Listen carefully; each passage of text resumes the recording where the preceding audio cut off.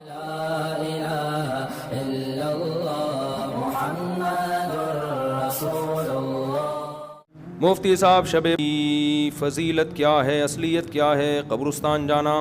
دیکھو، شب برات کے بارے میں میرے آڈیو بیان بھی موجود ہیں، ویڈیو بیان بھی موجود ہیں۔ چند سال پہلے جب میں ویڈیو بیان نہیں، میرے آڈیو آتے تھے، اس میں نے حدیثوں کے نمبر کے ساتھ، پورے ترجموں کے ساتھ، پوری سندوں کے ساتھ شب برات سے متعلق جتنی حدیثیں ہیں 15 شعبان سے متعلق تمام حدیثوں کی سندیں، ان کی سندوں پہ بحث، پورا ایک علمی بیان ہے آڈیو، وہ آج بھی یوٹیوب پہ موجود ہے۔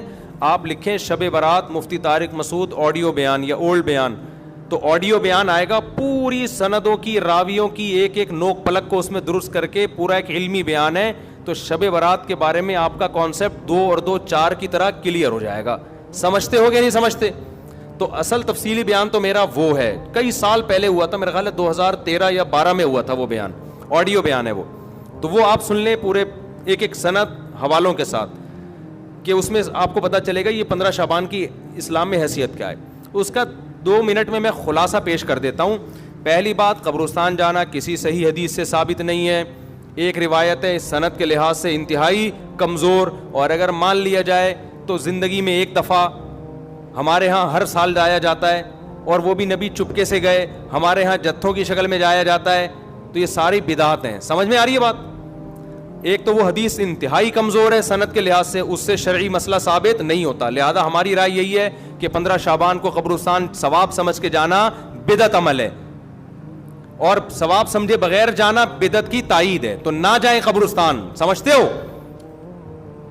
نہیں آ رہی بھائی، ان کو رہنے دو، میں گلا پاگلوں کی طرح پھاڑ رہا ہوں، میں 3 دن سے بیانات کرتے کرتے نا گلا بیٹھ گیا مجھے۔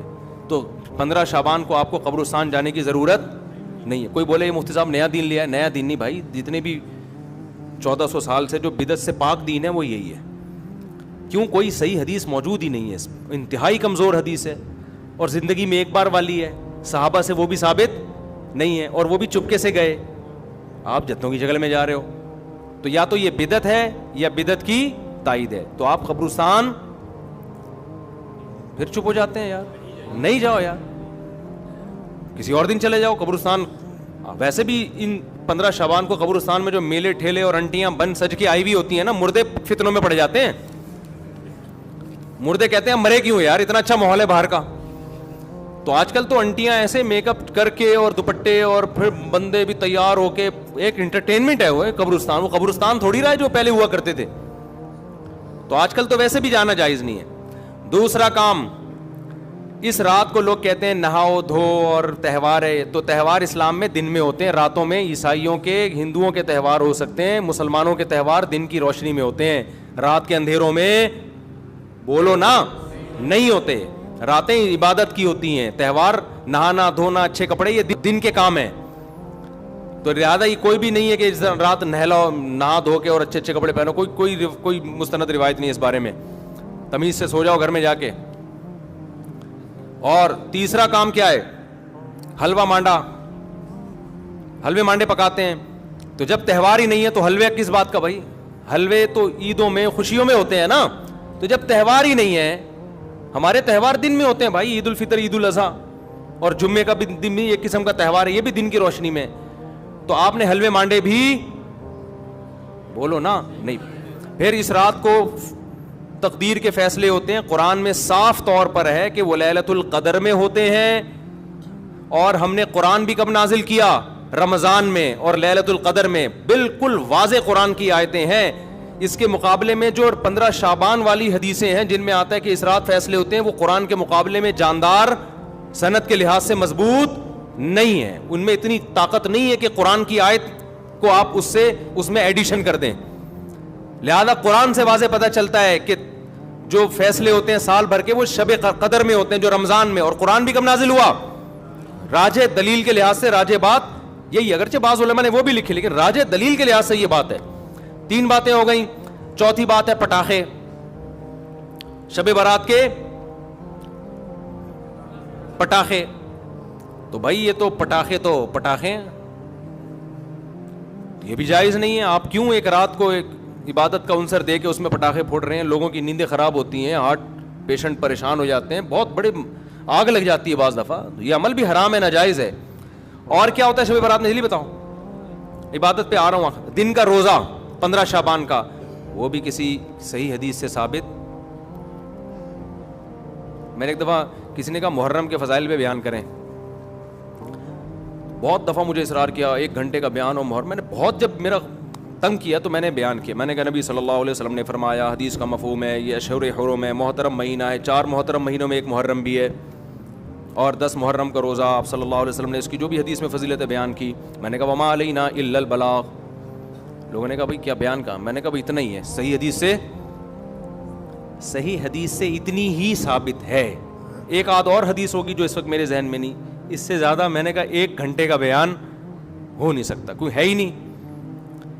تو آپ کی مرضی کی باتیں ہم نہیں کریں گے, ہم وہ باتیں کریں گے جو اللہ اس کے رسول صلی اللہ علیہ وسلم نے جس طرح بیان کی. خطابت کے جوہر دکھانے کے لیے تو 6 گھنٹے کا بھی بیان ہو سکتا ہے, لیکن اگر آپ نے وہ بات کرنی ہے جو اللہ کے رسول نے بتائی ہے تو جتنی بتائی ہے اتنی ہی آپ کو پارسل کرنی پڑے گی. اپنی طرف سے پارسل کرنے کا ہمارے پاس انتظام, ہم کمپنی ہوتا ہے نا, بعض کمپنی ہے پیک کر کے دے رہی ہوتی ہیں, وہ KFC والوں کے, وہ کہتے ہیں وہ جو کمپنی کی پیکنگ ہے وہ ہم آپ کو دیں گے, اپنا شاپر ہمارا الگ تھیلے میں رکھا ہوا ہے, ٹھیک ہے نا, اس کے لیے الگ آرڈر دینا پڑے گا آپ. تو اگر اللہ رسول کی بات ہے تو بھائی اتنی ہے. تو اس لیے 15 شعبان کا جو روزہ ہے وہ بھی کسی صحیح حدیث سے ثابت بولو نہیں ہے. اور کیا رہ گیا؟ جلدی کرو, اب وہ شادی بھی ہونی ہے ان کی, بھائی آئے ہوئے ہیں نا. اور کیا رہ گیا؟ رات کی عبادت کی طرف آتا ہوں میں. اور کچھ ہے؟ بس یہی ہے نا, پٹاخہ, قبرستان. پٹاخہ جب بھی بولتا ہوں, میری چھوٹی بچی ہے نا بڑی شرارتی, اس کا پٹاخی کہتا ہوں میں اس کو, ایسے پٹاخے کی طرح نا پھدکتی رہتی ہے ایسے. تو بچے بڑے اٹریکٹیو ہوتے ہیں یار, گھر میں بچے ہوا رکھا کرو, بچے گھر میں رونق ہوتی ہے. تو ایسے وہ اس کے ہوتے ہوئے شب برات کے پٹاخوں کی ضرورت ہی نہیں ہے ہمیں. تو ایسے بچے ہوتے ہیں نا, ایسے کھیل رہے ہوتے ہیں کلابازیاں, چھوٹے 2-2.5 سال کے بچے. ہم تو بچوں کو دیکھ کے دل چاہتا ہی نہیں کہ یہ بڑے ہوں, چھوٹے زیادہ اچھے ہوتے ہیں. تو پٹاخہ یہ ناجائز ہے. حلوے مانڈے, میٹھا ویسے ہی اسلام میں کم ہے یار, تم میٹھے پھوڑ کے اپنے آپ کو. اور تیسرا کیا ہے؟ میٹھا کم کیسے؟ لوگ حدیث پہ کے لحاظ سے اشکال کریں گے, پھر کسی وقت اس کا جواب دوں گا. تیسرا ہے نہانا دھونا, صاف کپڑے پہننا. اچھے کپڑے تو ویسے ہی صاف پہننے چاہیے ہر وقت, لیکن اسپیشلی اس رات میں کوئی فضیلت نہیں ہے. چوتھا 15 شعبان کا روزہ, اور اس رات کو تقدیر کے فیصلے وغیرہ یہ سب چیزیں ثابت نہیں ہیں. ہاں اب یہ عبادت ہے یا نہیں ہے, تو جمہور کے نزدیک اس میں عبادت کی فضیلت ہے, لیکن بعض محققین اس فضیلت کے بھی قائل نہیں ہیں. تو اختلافی مسئلہ ہے, اجماعی مسئلہ نہیں ہے اس رات کی عبادت کی فضیلت. لیکن بہرحال جمہور چونکہ قائل ہیں. اس کے دلائل کیا میں پہلے بتا چکا ہوں کہ میں پورا آڈیو کلپ ایک ریکارڈ کروا چکا ہوں حدیثوں کے ریفرنسز کے ساتھ, راویوں کی سندوں اور بحثوں کے ساتھ. تو بہت ساری حدیثیں, اگرچہ کوئی بھی حدیث صحیح نہیں ہے اس کے فضیلت کے بارے میں, لیکن تعدد طرق کی وجہ سے بہت سے علماء کے نزدیک درجہ حسن کو پہنچی ہوئی ہیں. تو لہذا کرنے کا کام یہ ہے کہ اگر کوئی کرنا چاہے تو بھائی عبادت کرے. تو اللہ سے امید ہے کہ اس کو اس رات میں عبادت کا ثواب دوسری راتوں کی نسبت زیادہ ملے گا. بعض حضرات اس کے قائل نہیں ہیں. ہاں اب عبادت کا کوئی خاص طریقہ منقول نہیں ہے کہ یہ پہلی رکعت میں یہ اتنی دفعہ پڑھو, دوسری رکعت میں اتنی دفعہ پڑھو. اور نفلی عبادت شریعت ترغیب دیتی ہے گھر میں کرنے کی. افضل کیا ہے کہ گھر میں عبادت کی جائے. اب اگر آپ سمجھتے ہیں گھر میں دل نہیں لگے گا تو پھر مسجد میں آ جائیں, لیکن اجتماعی سطح پہ مسجد میں جماعتوں کی نمازیں قائم کرنا, اجتماعی قرآن خوانیاں کرنا, یہ تمام اعمال بدعت ہیں. تو اگر آپ نے عبادت کرنی ہے تو چلو کسی بہانے عبادت کر لو, تو اس میں یہ ہے کہ انفرادی کرنی ہے, بہتر ہے گھر میں کی جائے, نہیں تو مسجد میں کر لیں آ کے.